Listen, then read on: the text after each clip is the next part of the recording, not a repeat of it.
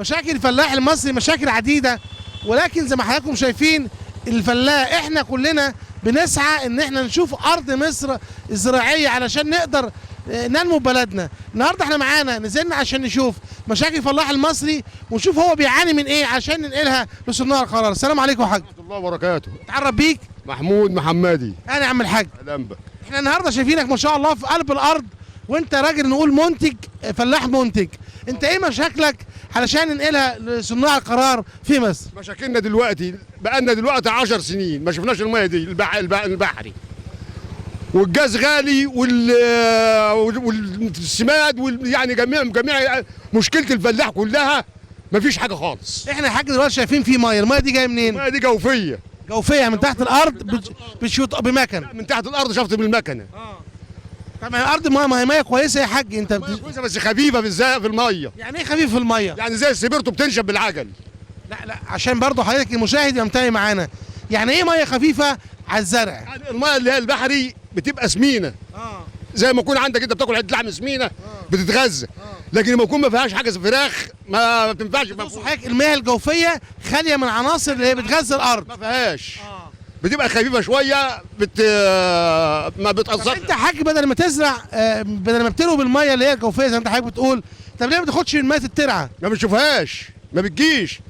احنا في الاطراف هنا من جميع سنوت هنا من بنها من الشبيني اطراف البلد. انت حضرتك بتتكلم على نهايات الترع. هي نهايه الترع كلها نهايه الترع في سنهود. هي فيها مشاكل، الميه بقى لها قد ايه ما جاتش في الترع عندك؟ من بنها والشبيني ما بتجيش ميه نهائي خالص. انت بقالك قد ايه الميه كده ما جاتش عندك في الترعه؟ 10 سنين ما دورتش على الترعه. 10 سنين. امال بتروي منين؟ البحر الميه المعين الجوفيه. يعني بس انت قلت لي في الفرق بين ميه الترعه وميه المياه الجوفيه. الترعه سمينه تقيله شويه، الميه دي خفيفه بتنشف بالعجل. طب انت حضرتك كفلاح واقف في قلب ارضك، يمكن الكاميرا جايبه لنا وشايف والناس شايفين مدى المجهود اللي انت بتعمله. انت دلوقتي مشكلتك اللي موجوده انك ما عندكش ميه في الترعه. ما عنديش ميه. ايوه. والسماد ما بنلاقيش. وجميع مطالب الفلاح كلها ما بنلاقيهاش. تمام. من خدمة المسؤولين، انت دلوقتي من خلال الكاميرا تقول لهم ايه؟ اقول لهم عايزين ميه. عايزين ميه نسقي الارض. مأجرين الارض ب 6000 وما بنلاقيش ميه، ده بتخسرنا. ادي مشكلتنا كلها، عايزين الري. ولسه هنكمل حلقتنا مع الفلاح المصري ومشاكل الفلاح المصري في القرى المصريه.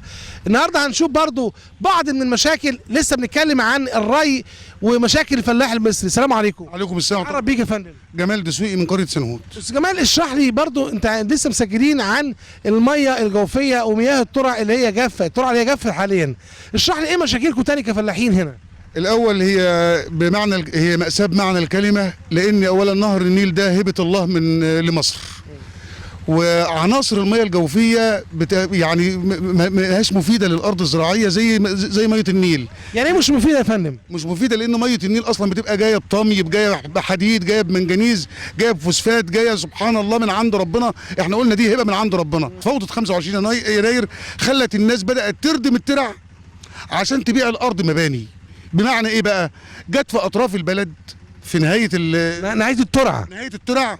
وبعدين احنا عندنا مشكله كبيره، احنا اداريا تبع القليوبيه في الري بس.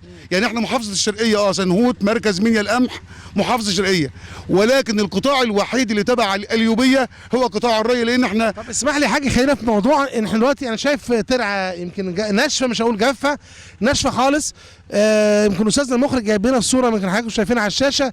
ادي طبعا الترعه جافه، والناس دلوقتي بتروي بالمياه الجوفيه. هل المياه الجوفيه بالنسبه لك بديل عن الترعه؟ لا مش بديل، بس هم بيقول لك يعني خيارين احلاهما مر. ازاي؟ انا عندي قريه جنبنا اسمها امرونه بتصرف على الترعه اللي جايه عليا صرف صحي بتاعهم، تسبب في كتير قوي من الامراض زي الالتهاب الكبدي الوبائي. وبالمناسبه حسب احصائيات الدكاتره اكتر نسبه التهاب كبدي وبائي على مستوى الشرقيه في قريتنا احنا. ليه بقى؟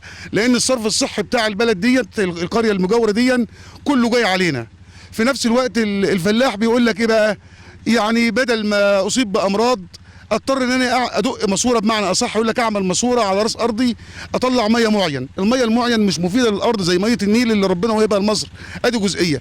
الجزئيه اللي اهم ان للاسف الشديد تركنا الابواب كتير في هذا الموضوع، والناس بدات من نفسها تردم الترعه عشان تبيع الارض مباني. بمعنى ايه بقى؟ الايراد الزراعي لو ب 25,000 او ب 20,000، لا الايراد المباني حاليا دلوقتي وصل 150,000 و200,000. فالمواطن يعني هل ذكاء، هل غباء، هل مكر؟ يقول لك اردم اطراف البلد، اطراف الترعه اللي هي قريبه من البلد.